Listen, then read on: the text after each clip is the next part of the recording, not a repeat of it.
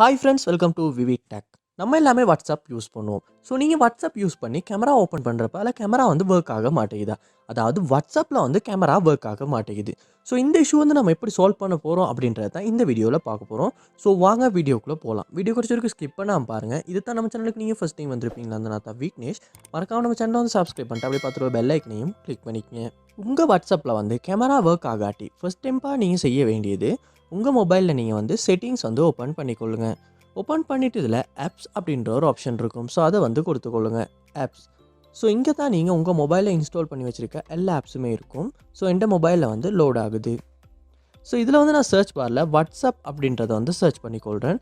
So வாட்ஸ்அப்பை click பண்ணிவிட்டு இந்த இடத்துல பாப்பமாக இருந்துச்சுன்னா பெர்மிஷன்ஸ் அப்படின்ற ஒரு ஆப்ஷன் இருக்கும். ஸோ அதை வந்து கொடுத்துக்கொள்ளுங்க.